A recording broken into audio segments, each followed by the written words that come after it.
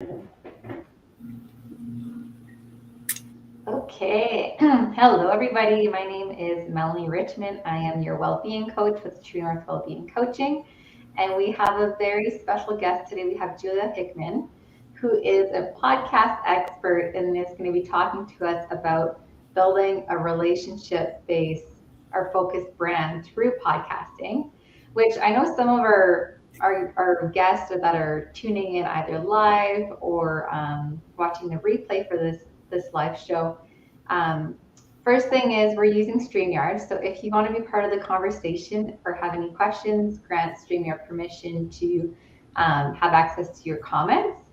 And we're also going to be chatting to Julia, who actually had a different business and then moved into the podcasting world. So Julia, I'll pass it over to you to maybe share a little bit about your background and how you got to where you are. Yeah, definitely. First of all, thank you so much for having me as your guest today, Melanie. I'm so happy to be here and hope to just have a very um, easy flowing conversation. If anyone has any questions that comes up as I kind of talk about things, feel free to just pop them in the comments, or if you're watching the replay, I can always hop back in and then catch your questions. So a little background on me. I was born in South America, Paraguay, moved to the US with my family when I was a little girl. Went to college, studied business, and at the time had a boyfriend who was a personal trainer. So I thought that I was going to learn business so that we could open a gym together one day. And so I got some of that right, but also some of that wrong. That boyfriend is not in the picture. I married somebody else. And even though I never became an actual like brick and mortar gym owner, I did become a personal trainer and a fitness coach. And I did that actually after I quit my corporate job when I was pregnant with my now 6.5 year old. I was working for a big publishing company, doing work that I enjoyed for the most part. But I just felt like every job that I had, I would get to a point where I was hustling, working so hard for that promotion, working so hard for that tiny, tiny raise, and feeling like there was something wrong with me. Feeling like, oh, like maybe I got the wrong major, maybe I'm working for the wrong company, like maybe I'm just not good enough, beating myself up a lot.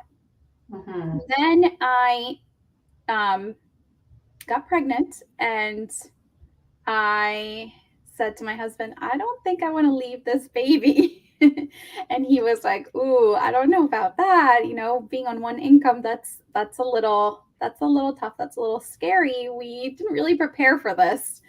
So I didn't think it was going to happen. But as we got closer to me going back to work, my boss had promised me that it was okay for me to work from home a few days a week. And then he got a new boss who came back and said, "Oh, no, we can't let her do that because X, Y, and Z." So then, my husband and I looked at each other and he was like, "That's not right." And then we kind of weighed the pros and cons of me staying home or going back to work. Mhm. And we were just like, okay, like let's see what it's like if you stay home. Like let's just say for like a year or two and then revisit this decision. But to make a long story short, I ended up quitting my job and then becoming a personal trainer. Um, didn't see that as a career, just thought of it as like, okay, here's like a little something that I can do on the side, make a little like spending money. But there was something inside of me that was like, this is like the start of something here. This is not quite it, but I got involved in, blogging. I joined online groups and learned about like online business and became an online fitness and lifestyle coach. And it came at a right point in my life too, because I was a new mom with little to no time to myself. And I had been somebody who ran like 5 times a week, did CrossFit. I was very, very active, loved exercise, just loved challenging myself physically and mentally. But then I also saw how like that wasn't possible anymore. So I learned on my own to kind of find that balance where I still could do things that made me feel good physically and getting movement in, but it didn't have to look exactly the way that it did before. And so then I said, what if I teach this to other women who are in a similar position? So I started working with other busy moms, local moms, and did that for a few years. And then had my daughter and got to a point where I was like, okay, again, I'm kind of like in that place where I'm hustling and I'm trying to grow this fitness business. It's growing, it's doing okay, but if I want to get to that next level, like I have to do a lot of work. Like this is not quite it. And so it took me a little while, but I really just like tuned into myself and asked myself a lot of questions about okay, like what are the things that I actually enjoy about working online and who are the people that I enjoy working and what does that look like? And I didn't have all the answers and I probably still don't have all the answers, You but don't. Yeah. yeah. But what I came up with was that one, I wanted to work with people close in a closer relationship. I enjoy more like one-on-one relationships and working with people, working with less clients but deeper. And two, I realized that I really missed having more business conversations. I love fitness, I love wellness and well being and all that. And I feel like it's so important, and women need it more than ever because there's so much out there that tells us that we're not enough, we're not this enough, we're not that enough. And having the right person to guide us in that is so important. But I also knew that there were things that I wanted to explore more, and that wellness, fitness, all that, I could keep that in my back pocket. It's not something that I could just be like, okay, well, I'm completely done with it. So I actually kept one client who I work with very closely. Like I see her 6 times a week and we have a blast. But then I said, I love my podcast. I love how I set it up. I love the relationships that I've been able to build because of it. And yeah, so then I launched a new business. It's kind of a long way to introduce that, but I mean, Yeah. it's kind of like Thanks. the short story of it. Yeah, That's thanks for how- sharing that, Julia. And I love how like you went from corporate and then identifying that you wanted to be with your kids, trying to make something work as an entrepreneur, and then you pivoted. And I think it's important with anything that we're doing in our life and our careers throughout our journey is there's no wrong direction. It's just realigning along the way to make sure that we're staying true to our true north, which is what we talk about at True North Yoga. And also the well-being piece, I think, is nice because you talked about how you like to incorporate the business aspect, and that's why I love doing what I do, because corporations now are really focusing on well-being, especially after the hardship of the pandemic, and the mental exhaustion that people are facing. There's just been a great resignation. It's hard to keep good talent, and people are actually wanting greater well-being. So they want the lifestyle they want instead of those phrases or promotions. Like they're really prioritizing that, and I love seeing that in the market right now. So your podcast, like what do you usually speak on? Like I don't have a podcast yet. I'm hoping to get that. But Yeah. how do you help your clients with podcasting, and why podcasting? Like what's so hot about Uh, having a podcast versus a live show? Totally. Great question. So I started my podcast about a year and a half ago. And at the time, I was still very much doing my fitness and lifestyle coaching. And so it really started out as a way that I could share weekly content or interview other people in like the wellness and self-care areas, and so that I could grow an audience that I could then like invite to work with me.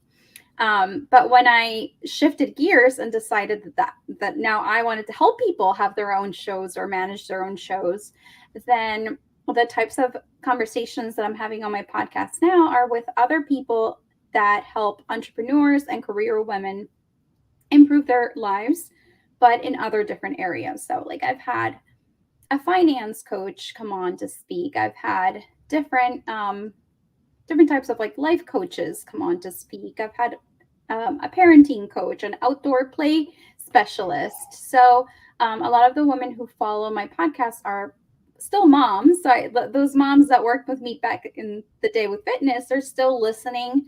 But not all of them are entrepreneurs. Some of them are career women. But the message now, like the purpose of my podcast is not really to sell my audience. It's more to have it as like a relationship tool for me so that I can bring on experts that I want to connect with more. Perhaps their audience listens to the episode and they learn more about me, or even like somebody who's already been following me, all of a sudden they're quitting their job and then they want to start a business and they're like, hey, I want to start a podcast, right? So Yeah. now it's just this a great way for me to share value in a way that feels really good to me. And I used to go live and do launches and do workshops and all things like that in my fitness business, but it just wasn't very aligned to my energy. And now serving my podcast just feels so much better to me. Not to say that I also can't do like workshops here and there, but just not relying on those or not doing those constantly. So again, it's the reason why I decided to focus on podcast production is because it's a up and coming marketing tool. It's not new, but I mean it's still pretty young. It started out with when Apple launched like their AirPods, their iPods. I'm sorry, their iPods. A few decades ago. Um, People started listening to like radio style shows on there, and then it just started to kind of increase from there, but it's still something that is much younger and smaller, and the key is that it's not as distracting as social media. So with social media, like if you're watching a video on Facebook or Instagram, those sites are like they're designed to keep us scrolling. They're designed to keep us like doing stuff on those platforms. But if you're listening to a podcast, you have it in your earbuds usually, or you're on speakerphone maybe, but you're usually just like doing one other thing, like you're driving I or love I maybe love that you're saying that because I find like walking. it's so easy to get distracted if like you said, like if you're on Facebook or Instagram or even LinkedIn, Yeah, like it's so easy to get distracted. And when you're just doing audio and you intentionally just click that podcast, like you're just there to listen and it's the focus and you're actually taking in that information. Yeah, I love that. totally, Thanks for totally. bringing it. Yeah, Yeah. yeah. And another thing is, and I forget the exact percentages, but I want to say it's either 70 or 80 percentage. 80%. It's a pretty high percentage of people who listen to a podcast. They're listening to that show because they want to learn something. So they're going there with the Mm, intention of like, okay, like I want to learn how to meditate, right? Or whatever it is. Like they're searching that in their podcast app, they're looking it up, like they want to find that information, which I think is a great thing for us to know as content um, producers, content makers. We can keep that in mind now as we create content for our podcast. But the main thing really is that it's something that I use and something that feels good to me and something that fits who I am. And I know that there's other people out there who are looking for something similar, who are just kind of tired of like live launching all the time, or, they're just tired of like sending out emails that no one opens. Like there's so many things that we're told to do as entrepreneurs. And we have to get a little smart and we have to realize that people like get used to the things that everybody else out there is doing. So like everybody has been live launching for a while now. People know they're going to be sold to. And not that there's anything wrong with that, but it's just about kind of like figuring out a different way of reaching people and meeting them like where they are. Yeah, so I do want to touch on that because most of my like our audience at True North aren't doing live launches. Like they're working corporate jobs and they might have an opportunity to speak at a conference or speak on a podcast with a professional association, or maybe they are considering starting their own podcast. Um, so how is podcasting creating a different relationship with your audience? Because I know you mentioned like that's something that aligns with your values, and I admire that. I think it's so good to do business in a way that aligns with your values and coming at it from a heart-centered place. So what creates Oh, you broke up there a little bit. What creates?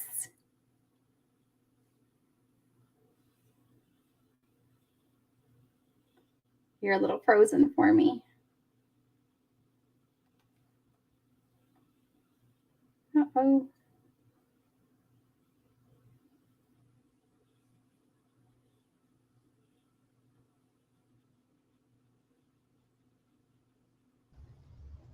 Oh, there you are. Okay. I lost okay? you for a minute.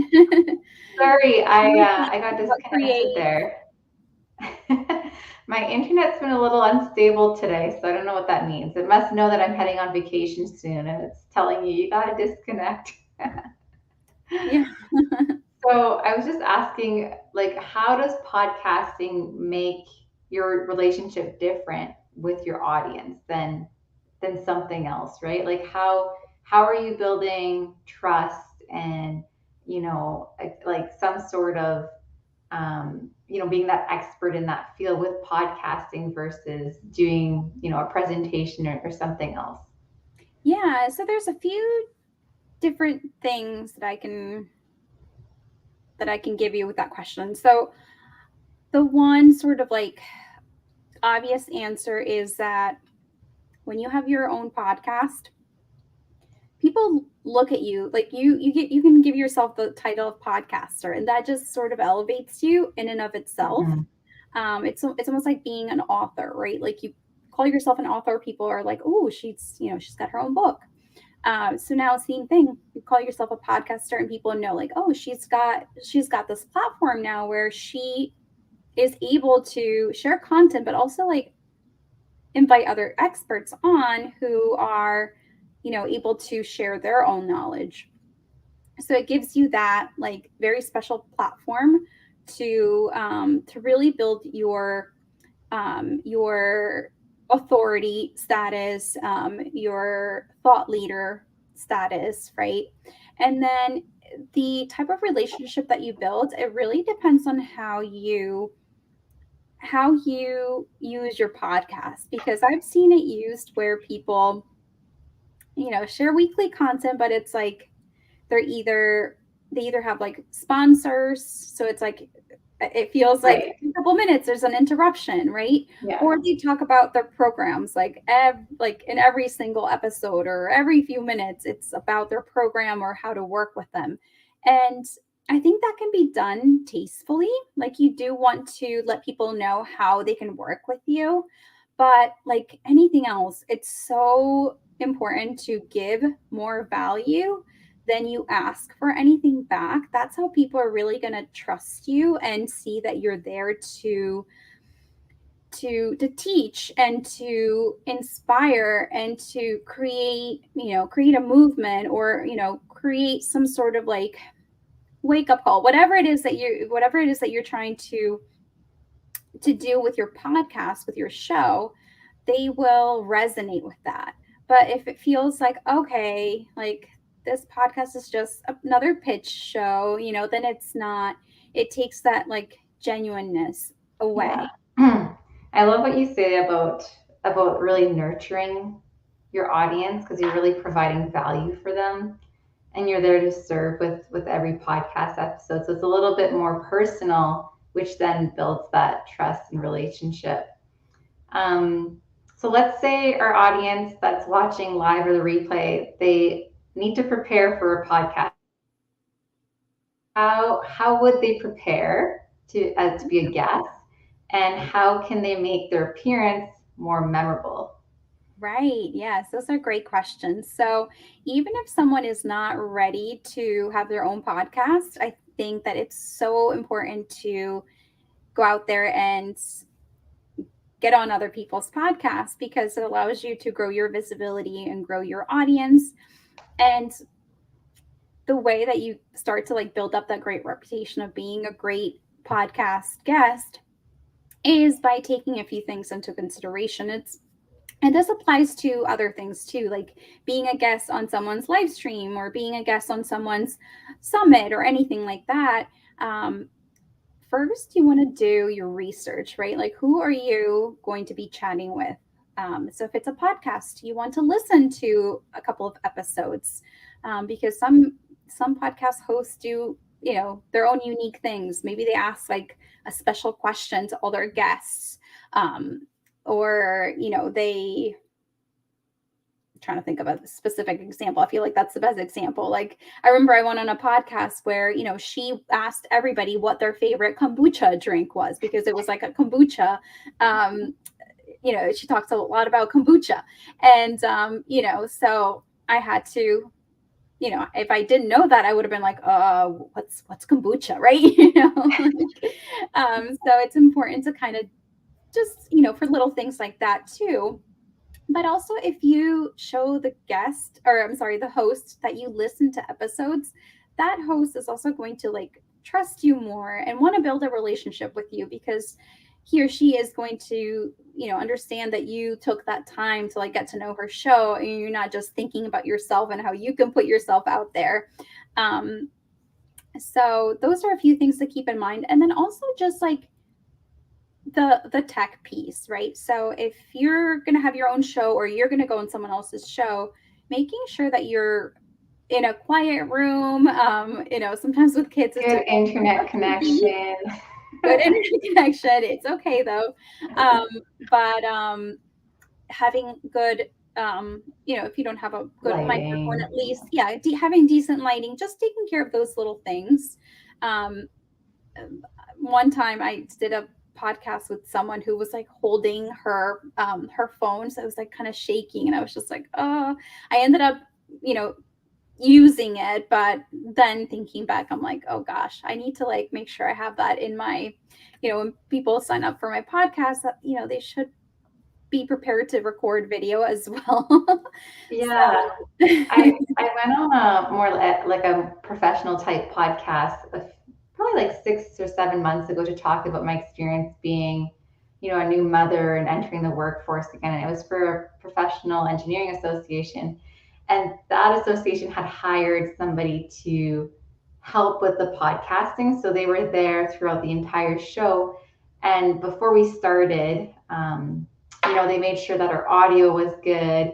They like to have the mic, they said, like within one handprint, like, or whatever it is from where you're speaking. So that's why they really like, and then a lot about the lighting and also the camera position, because sometimes you see people that like you're seeing their chin or yeah, like, it's like or they're like really yeah, small.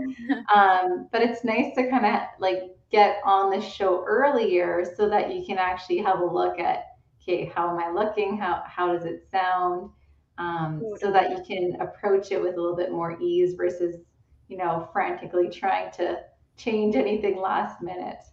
Exactly. Yeah, Yeah. totally, totally.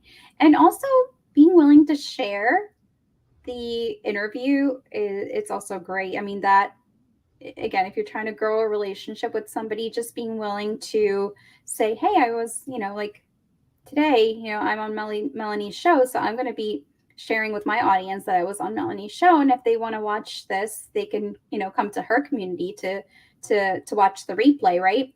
So just doing things like that helps her and helps me because now people see, oh, Julia was interviewed on a show, right? So it helps both of us, and I think sometimes people forget, like, you know, they forget to share or they're like, oh, whatever, that person already shared it, so why would I share it? And it's like, No, but it's doing this thing that is a win-win for both parties. So Yeah, I love that. I think it's so nice, and I don't see business as a competition. I see it more as like a way to promote each other. And by yeah. promoting each other is where everybody's going to be benefiting. And I just see a comment in the chat. Somebody tuned in a bit earlier. They said, "Great chat, guys. So happy to see you both connected. Such a small world. Much love." So Oh, I wonder who thank you. that is. Yeah, it just says Facebook user. So Well, Facebook user, if you're still there, let us know who you are. yeah, exactly. All right. So before we close off there, Julia, is there anything that you want to leave our viewers with today? Any last tips or tricks? Yeah. So, one thing that I just wanted to talk about also is that a podcast can be used however you want to use it. So a lot of people I think get worried that, oh, like, am I going to have enough content to put out every week? And here's a little hint, guys, you don't have to do a weekly episode. You could do 2 episodes a month. I've even seen people do like a monthly episode. I don't really recommend that because I feel like you do want to have like, you don't want to keep your people waiting too long until they hear from you again. But 2 episodes a month is great because then you can promote, you have plenty of time to promote those episodes. I feel like it's such a disservice to put out content every week, but like you don't even have time to promote it, right? So it's like Right. you're creating all this wonderful content that's just kind of like you're just churning through it.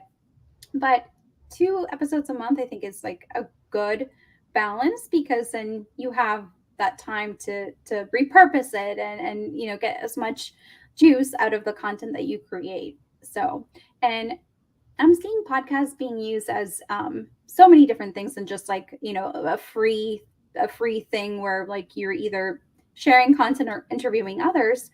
I'm seeing coaches use it as a way to share their content for their clients because it's a very convenient way for people to consume content. I'm seeing organizations use it for their employees so that employees could consume training material or whatever content organizations want their employees to consume, um, rather than I sitting through I want to pause there because I think yeah. that one is huge. And it, for me, like with working within organizations and whatnot, like you go through these HR, whatever it is, some sort of project management trainings, and a lot of them are online now where you have to do like self-paced courses, Yeah, but they're videos and you're sitting down and you're having to consume content. So it would be nice to have the podcasting option, even if it was like 10-minute clips, totally. because then you could go for a walk and it would just be like you would have a bit more mobility with it. And you could still Absolutely. do the worksheets and whatnot through the portal. It would just give you a bit of a different option for the listeners. Absolutely. Yeah. Yes. Totally agree. Yeah. So that's like a little extra message I wanted to share is that you don't have to follow what everybody else is doing. You actually have more success with a podcast if you get a little creative with it and put your own personality, put your own twist to it, and just do it in a way that feels good to you. And yeah, have fun with it. I think that's like the best thing because when people listen to a podcast, yes, they want to learn things, but they also want to see like the behind the scenes. So I feel like the more that someone can show their personality and who they really are, the better the better like the better results they'll get from it and the more they'll have fun with it, the more that they'll want to do it and keep doing their podcast. Yeah. And I think, Julia, it's safe to say that's with anything in life, hey? Totally. Totally. Well, thanks so much for tuning in today. I felt that was very informative. Something that within our community we don't speak about often, but I think there's so many opportunities to build that personal brand and create those relationships through podcasting and putting yourself out there. And if you haven't considered it before, maybe that's something that's going to plant a seed for you in the future. So, Julia, if anybody wants to reach out or has any question, what's the best way to connect? Yeah, I would say they can send me an email or they can go to my website where they can also send me a message. My website is juliamhickman.com or my email is connect at juliahickmanandco.com. Okay, we'll have to type those into our social media channels for the live show today so that our guests have that. Thank you so much for tuning in. Thanks for those that are watching live or the replay, and I hope that was informative. I just got back from a retreat last weekend, so I'm feeling very centered, and it was nice to be able to do the show with you, Julia. And next week, I'm on vacation, so the live show is going to be a little bit shorter than normal, and I'll be giving you a glimpse of what's happening throughout my vacation. So I wish you all a wonderful week, and we'll chat later. Bye bye. Thanks, Melanie.